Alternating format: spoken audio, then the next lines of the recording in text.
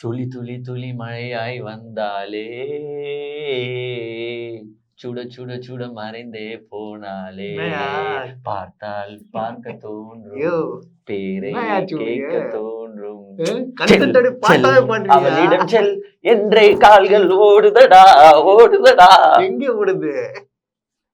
காசு பணம் துட்டு மணி மணி காசு பணம் துட்டு மணி. எங்க அண்ணன் எல்லாம் வந்து ஒரே ஒரு சஜஷன் ஒண்டி நான் சொல்லிக்கிறேன். அண்ணன் வந்து அந்த திருநிதியை வந்து இப்ப வந்து ஒரு புது பேர் மாத்தி வந்து துளி திட்டம்னு ஒன்னு அனௌன்ஸ் பண்ணிருக்காரு. துளி பேர்ல நல்ல புலி திட்டம் இல்லையா, புலி திட்டம் இல்ல, துளி திட்டம். துளி திட்டம் பேர்ல மட்டும் பயங்கரமா இருக்கு. அதனாலதான் வந்து நான் துளி துளியோடய ஸ்டார்ட் பண்ண பாட்டேன். எங்க அண்ணன் என்ன போட்டிருக்காருன்னு பாத்தீங்கன்னா, நீங்க இதெல்லாம் நோட்டீஸ் பண்ணணும் மக்களே, இதெல்லாம் வந்து நீங்க மறந்துட கூடாது. ஓகே, நோட்டீஸ் பண்ணி என்ன போட்டிருக்காருன்னா, துளி திட்டம் அருள் இல்லாருக்கு அவ்வுலகம் இல்லை, பொருள் இல்லாருக்கு இவ்வுலகம் இல்லாகி அங்கு. திடீர்னு திருவள்ளுவரை பத்தி பேசுறாப்புல. திருவள்ளுவரோட திருக்குறளை எங்க அண்ணன் கோட் பண்ணிருக்காரு. அதாவது அருள் இல்லாதவங்களுக்கு அந்த உலகம் இல்ல, பொருள் இல்லாதவங்களுக்கு இந்த உலகம் இல்ல அப்படின்றதுதான் ஷார்ட்டா திருவள்ளுவர் சொல்லியிருக்காரு. அதனால வந்து இந்த துளி திட்டத்தை நான் வந்து அனௌன்ஸ் பண்றேன். நீங்க வந்து மாசம் எவ்வளவு? 1000 பேர் 1000 ரூபாய் திட்டம் மாதிரி எவ்வளவு பேர் வந்து எங்களுக்கு 1000 ரூபாய் தருவீங்க. ஆமா, அது இல்ல இதுதான். அதை வந்து இதோட மர்ஜ் பண்றோம். சோ அந்த திட்டத்தை தான் செயல்படுத்துறோம். அந்த திட்டம் வந்து ஒழுங்கா நீங்க செயல்படல, ஏமா 1000 ரூபாய் தரீங்க? யார் யார் தரீங்க 1000 ரூபாய்? ஒன்னும் தர மாட்டீங்க. பொங்கல் அன்னைக்கு எங்க அண்ணன் வந்து பிச்சை எடுக்கிறாரு. மாவீரன் பிறந்த நாளைக்கு எங்க அண்ணன் போன் போட்டு ஐயா ஒரு 25000 ரூபாய் குடியான்னு பிச்சை எடுக்கிறாரு. ஏமா 1000 ரூபாய் தரீங்க? அதனால நான் இந்த திட்டத்தை உடனடியா இம்மிடியேட்டா இம்ப்ளிமெண்ட் பண்றேன். சிறு துளி பெருவெள்ளங்க. திருப்பி சொல்லு. சிறு துளி பெருவெள்ளம். அதனாலதான் துளி துளி. அதுல என்னன்னா, இங்க வந்து திருவள்ளுவருக்கு போட்டதுக்கு பதிலா எங்க அண்ணன் வந்து இந்த துளி துளி துளி மழையாய் வந்தாலே அதே போட்டு இருக்கலாம், அந்த லிரிக்ஸே போட்டுருக்கலாம். ஏன்னா நீ இப்ப திருவள்ளுவரை பத்தி போட்டுருவ, நாளைக்கு திருவள்ளுவர் கிடக்குறான் ஒரு பிச்சைக்கார பையன். நைட்லங்க, காலையில அப்ப நாளைக்கெல்லாம் இல்ல, நைட்டே நடக்கும். திருவள்ளுவரே வந்து பிச்சைக்கார பையன் சொல்லுவோம், திருவள்ளுவர் திருக்குறள் எடுத்து போட்டு நம்ம வந்து பிச்சை எடுப்போம். கட்சி நடத்த நிதி தேவைப்படுது இல்ல, கட்சிக்கு ஒரு தரம் வேணும்ல. இதுல பிரச்சனை என்னன்னா, கட்சி நடத்த நிதி தேவைப்படுறது தப்பு கிடையாதுங்க. ஆனா நம்ம வீட்டை நடத்தல நம்ம நிதி வசூல் பண்றோம். நம்ம வந்து நம்ம வீட்டை மட்டுமா, உடம்பு வளர்க்குங்க. வீடு உடம்பு பிளஸ் இன்னொரு வீடு, சின்னைகள் வீடு. என்ன உண்மையா இல்லையா? மாசம் 50000 ரூபாய் தரோம் நம்ம தானே விஜய் அண்ணி அனுப்பியிருக்கோம். சோ அவங்களுக்கு எல்லாம் வந்து நிதி வேணும்னா இந்த துளி திட்டம் மூலமா, தெரிஞ்சது விஜய் அண்ணி மட்டும் தாங்க. ஆமா, கணக்குல வருது அவங்க ஒண்டிதான். இந்த துளி திட்டம் மூலமா நாங்க அவங்களுக்கு எல்லாம் காசு தரணும் இல்லையா? நீங்க ஒரு அண்ணனுக்கு வந்து அண்ணன் வீடை வளர்க்கவும், அண்ணன் உடம்ப வளர்க்கவும், ஜிம்முக்கு போறதுக்கும் பார்த்தல. இப்ப மோகன்லால் கூட நீங்க இருக்க முடியும். அது இருக்கட்டும், யார் ஜிம்ம பாத்தியா இல்லையா நீ? மோகன்லால் கூட அப்படி ஒர்க் அவுட். மோகன்லால் வந்து இப்படி பாத்துருக்காரு, மறந்து போய் நீங்க பாத்துனதுல. சரி, இது போட்டோ எடுத்து போறாங்கல்ல, பெருமையா இது துட்டு யாரு கொடுக்குறாங்க? துளி திட்டம். இந்த திட்டம் துளி திட்டம் மாதந்தோறும் 1000 நபர்களிடமிருந்து 1000 ரூபாய் வீதம் திரட்டும் துளி திட்டம். நான் ஒண்ணு கேக்குறேன், இப்ப 1001 ஒருத்தன் காசு தரா வேணான்றியா? அதுக்கு வேற ஒரு திட்டம் இருக்குங்க. புலி திட்டமா? அதுக்கு வேற திட்டம் இல்ல. 1000 பேர் 1000 ரூபாய், மத்தவங்க இப்ப 1000 பேருக்கு மேல தராங்கன்னு வச்சோம். அப்பனா பாரு, 1000 பேர் கூட இல்ல அந்த கட்சியில.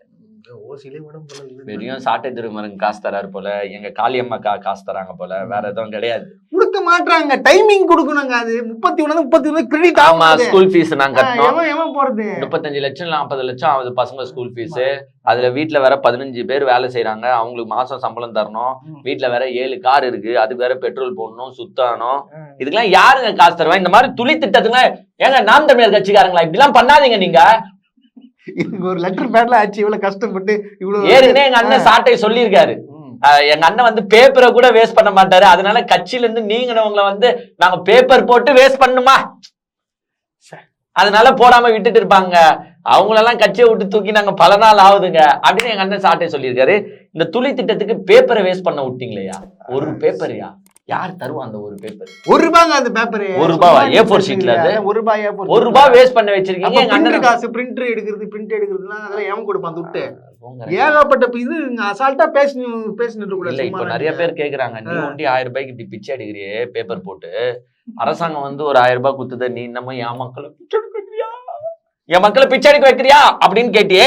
இப்ப நீ என்ன பண்ணுகிறாய்? அரசு வேற, இது வேறங்க. இது திட்டம், இது திட்டம், புரிஞ்சுக்கோ. திட்டம் இது பேர் தான்டா பிச்சை. திட்டங்க. ஏய், நீ தப்பா பேசின்னு இருக்க. இது பேர் தான்ப்பா பிச்சை. இது பேர் திட்டம் கிடையாது, இது பேர் பிச்சை. இது வந்து எப்படின்னா ஓபன் பிச்சை, புடுங்கி துண்டுறது. ஓபன் பிச்சை. நம்ம வந்து 1000 ரூபாய் கேட்டுட்டு அரசாங்கம் பெண்களுக்கு, அதுவும் கஷ்டப்படுற பெண்களுக்கு, விளிம்பு நிலையில இருக்கிற பெண்களுக்கு 1000 ரூபாய் கொடுக்கறத நம்ம தப்பா பேசுவோம். எனக்கு கொடுத்தா நான் பேச மாட்டேன், அதுக்கு தப்பா பேசுவோம். மாணவர்களுக்கு 1000 ரூபாய் கொடுத்தா தப்பா பேசுவோம். பெண்களுக்கு, அதாவது மாணவிகளுக்கு 1000 ரூபாய் கொடுத்தா அதை தப்பா பேசுவோம். பேருந்து கட்டணம் இல்லா போங்க, அது உங்களோட உரிமைன்னு அதை விட்டா தப்பா பேசுவோம். ஆனா நம்ம 1000 ரூபாய்க்கு பிச்சை எடுப்போம். நீங்க எனக்கு என்ன கொடுக்குறீங்க, அண்ணனுக்கு என்ன கொடுக்குறீங்க, அண்ணனுக்கு என்ன கொடுக்குறீங்கன்னு கேக்குறேன். ஏன் கொடுக்கணும்? கொடுக்கணுங்க. நான் யாரு? நானு கட்சி சட்ட திட்டப்படி குத்துதான் ஆகணும். சோ எங்க அண்ணன் வந்து லேட்டஸ்டா வந்து துளி திட்டத்தை ஸ்டார்ட் பண்ணியிருக்காரு. ஆகவே இந்த வீடியோ மூலியமா நாம் தமிழர் கட்சி அனைத்து சகோதரர்களுக்கும் நாங்க வந்து ஒரு ரிக்வெஸ்ட் வைக்கிறோம். தயவு செஞ்சு எங்க அண்ணன் வந்து ஒரு வாட்டி தான் கேட்பாரு, நீங்க அப்பப்போ கேட்க வைக்கிறீங்க. அது வந்து மிகப்பெரிய ஈர்க்கு. ஒரு அவரு எப்படியாப்பட்ட பேக்ரவுண்ட்ல இருந்து வந்துக்கிறவர் தெரியுமா? அவர் யாரோட வாரிசு தெரியுமா? அவர் யாருன்னு தெரியும்ல உங்களுக்கு. தெரிஞ்சோம் நீங்க 1000 ரூபாய் தரலாம், அப்புறமா ஏன் அந்த கட்சியில இருக்கீங்க? உடனடியா நான் என்ன சொல்றேன்னா, நீங்க தயவு செஞ்சு அவருக்கு வந்து எல்லாருமே அந்த கட்சியில இருக்கிறவங்களாம் 1000 பேர் 1000 ரூபாய் திட்டத்தில் இணைந்து எங்க அண்ணனுக்கு வந்து மாதந்தோறும் வந்து செலவுகளுக்கு காசு தருமாறு தாழ்மையுடன் கேட்டுக்கொள்கின்றோம். இப்ப வந்து என்ன, காளிமாக்கா வந்து போய் சேர்ந்துட்டாங்களா? திருப்பி பார்த்தேன், போட்டோலாம் பார்த்தேன். முன்னாடி நிக்கிறாங்க. அவங்க முன்னாடி நிக்கிறது இருக்கட்டும், பின்னாடி ஒரு அக்கா நின்னாங்களே பார்த்தேன். இப்படி ஓரமா இல்ல பின்னாடி எட்டி நிக்கு பாரு.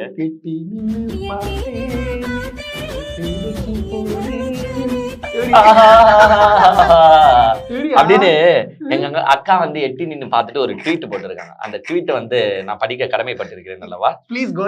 அந்த ட்வீட் ரொம்ப நாள் ஆச்சுங்க, அக்கா பத்தி பேசி ரொம்ப நாள் ஆச்சு. அந்த ட்வீட்டை நான் படிக்க கடமைப்பட்டிருக்கிறேன் அல்லவா?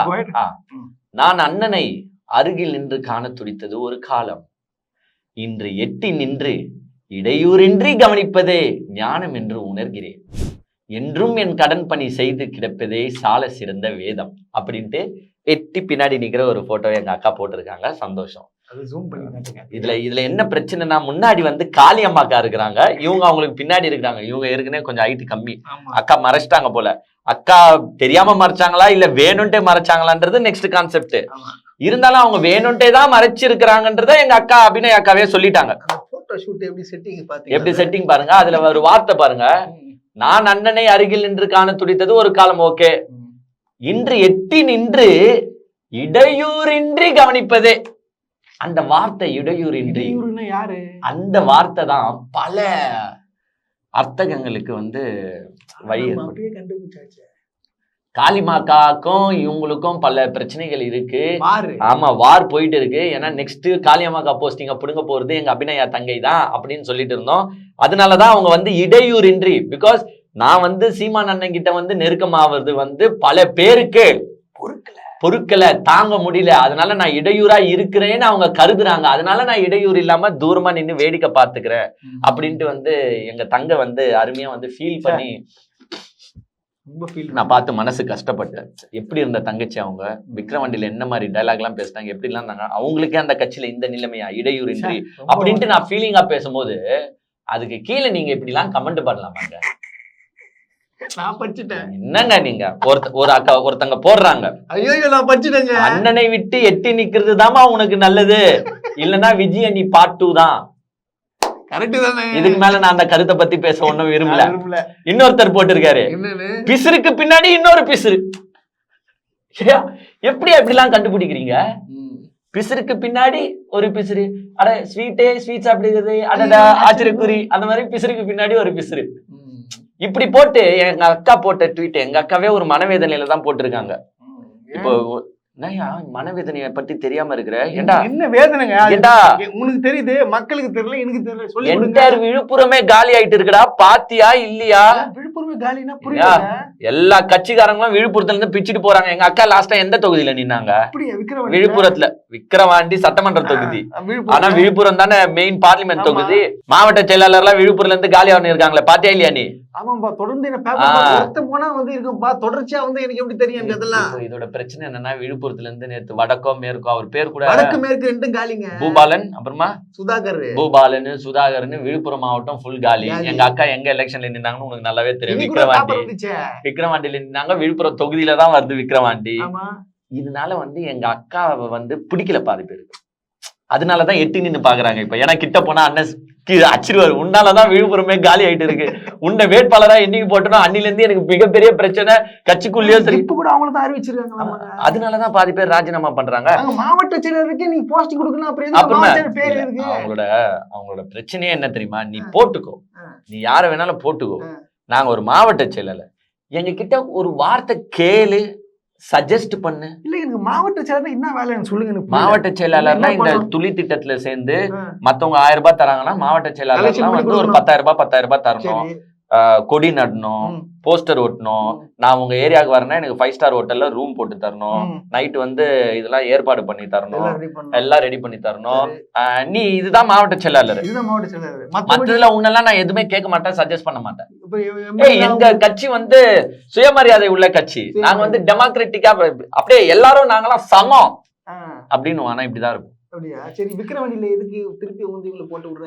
அந்த தங்கை இப்ப டாக்டர் படித்த ஸ்டெத்தஸ்கோப் போட்டுன்னு சுத்துவோம். சரி, அந்த தொகுதி வந்து எங்க யார் அதிகமா இருப்பாங்க? அதனாலதான் வன்னியரை வச்சுதான் போடுவோம். அப்புறம் ஏன் நீங்க சாதி இல்லன்னு பேசுறீங்க? அப்படித்தான் சொல்லுவோம், முகத்துக்கு பின்னாடி அப்படித்தான் சொல்லுவோம். பாவங்க. இப்ப பிரச்சனை என்னன்னா, அப்பப்போ ட்விட்டர் எடுத்து பார்க்க வேண்டிய நிலைமைக்கு போயிட்டோம். தினமும் ஒருத்தன் லெட்டர் அனுப்பிடுறானா, யாருன்னா விலகுறாங்களா? உங்களுக்கே தெரியும், இப்பதான் கிருஷ்ணகிரில இருந்து பாதி பேர் அபேசானாங்க, தர்மபுரியில இருந்து பாதி பேரு, இப்படியே போயிட்டு இருந்தா அந்த கட்சியில யார்தான் இருப்பா லாஸ்டான்னு எனக்கு சத்தியமா தெரியல. சாட்டையும் சீமானண்ண மட்டும் தான் அந்த கட்சியை நடத்தணும் போல. எல்லாம் ஒரு நாள் வெளில போறாங்க. இப்ப திடீர்னு திறந்தா கூட டப்புன்னு ஒரு மெசேஜ் பாப்பாவும் போல, நான் கட்சியில இருந்து விலகிறேன், இதற்கு காரணம் இதுன்னு. என்னது நான் சொல்றத நீ கேட்கணும். நீ நாளைக்கு கேட்கற மாதிரி இல்ல, கிளம்பு. அதுதானே இருக்கு எல்லாத்துலயும். நீ நாளைக்கு என்ன செய்யற, ஒரு பேப்பர் எடுத்து வச்சுக்கோ, இங்க வந்து ஒட்டிடு, எந்தெந்த டிஸ்ட்ரிக்ட் காலின்னு டிக் பண்ணுவேன். ஆமா, நோட்டீஸ் போர்டு வச்சிடலாம். நோட்டீஸ் போர்டு வச்சிடலாம். அந்த ஆபீஸ்க்கு அட்டெண்டன்ஸ்க்கு இவன் இன்னைக்கு வரலன்ட்டு மார்க் பண்ணி வைப்பாங்க பாத்தியா, அந்த மாதிரி நீ வந்து போட்டு வச்சிருந்தேன் பெஸ்ட். எனக்கு போட்டுறேன்ப்பா. எனக்கு ஒரே ஒரு ஆசை தான்ப்பா. இப்போ கட்சின்னு வச்சுக்க, ஒரு கட்சிக்கு ஒரு ஒர்க் இருக்கும். அதாவது இந்த டிபார்ட்மெண்ட் இதெல்லாம் பார்க்கணும் அப்படின்னு சொல்லிட்டு இருக்கோம். பட் வந்து இந்த டிபார்ட்மெண்ட் அது சொல்லி என்ன ஒன்றும் தெரியலங்க. மாவட்ட செயலர் என்னன்னு தெரியாது, தொகுதி பொறுப்பாளர் தெரியல, எதுவுமே தெரியல. அவங்களுக்கு என்ன வேலை, என்ன பண்ணி, என்ன கொடுத்துருக்கீங்க நீங்க? ஒரே கலெக்ஷனே மட்டும் வச்சுனா எப்படிங்க? கலெக்ஷன் கட்சிடாது. நீங்க என்னடா பணி செய்யற கட்சி? எல்லாத்துக்கும் கலெக்ஷனே கொடுத்து கலெக்ஷன் மட்டும் தான் நாங்க பண்ணுவோம், வேற எதுவும் எங்களுக்கு தேவையில்லை. அதனால அபிநயாவால வந்து பாத்தீங்கன்னா விழுப்புரம் தொகுதி முழுக்க பெரிய பிரளயம் ஏற்பட்டிருக்கு. அங்க இருக்கிற மாவட்ட செயலாளர்கள் எல்லாம் விலகுறாங்க. மாவட்ட செயலாளர் மட்டும் கிடையாது, அங்க இருக்கிற கீழ்மட்ட பேஸ் நிர்வாகிகள், ஒன்றிய நிர்வாகிகள், நகர நிர்வாகிகள் கூட விலகுறதா தகவல் வந்திருக்கு. ஏன்னா இது வந்து இப்ப ஃபாலோ அப் தான். இது வந்து பல மாவட்டங்கள்ல இருந்து ஆல்ரெடி மாவட்ட செயலாளர் விலகிட்டாங்க.